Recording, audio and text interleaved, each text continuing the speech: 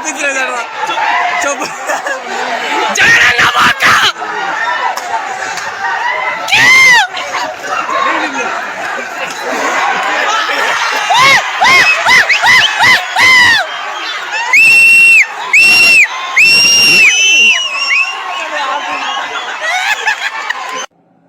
బాబోయ్, చూసావా జగన్మోహన్ రెడ్డి? ఆంధ్రప్రదేశ్ రాష్ట్ర యువత ఆవేశం ఏ విధంగా రగిలిపోతున్నారో చూసావా?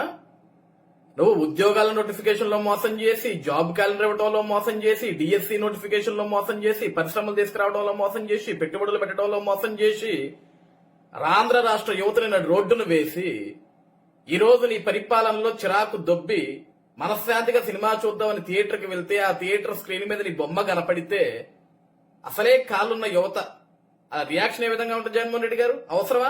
థియేటర్లో కూడా నీ బొమ్మ అవసరమా? మామూలుగా నీ బొమ్మ చూడలేకపోతున్నావు రాష్ట్రంలో.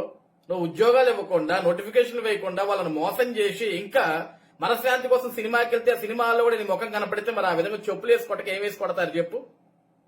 సినిమా స్క్రీన్ మీదే వాళ్ళు ఆ విధంగా ఆవేశపడుతున్నారు, విరుచుకుపడుతున్నారంటే నువ్వు నేరుగా లైవ్ లోకి వస్తే అది నీ ఊహకే వదిలేస్తున్నావు జగన్మోహన్ రెడ్డి గారు.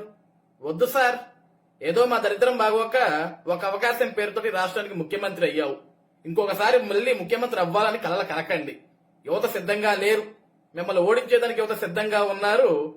సినిమా థియేటర్ స్క్రీన్ మీద కాదు, మీరు ఏకంగా పరదాలు లేకుండా రోడ్డు మీద కనపడితే ఇక నేను చెప్పలేను. మీ ఊహకే వదిలేస్తున్నా. ఇంకా ఆలోచించుకోండి.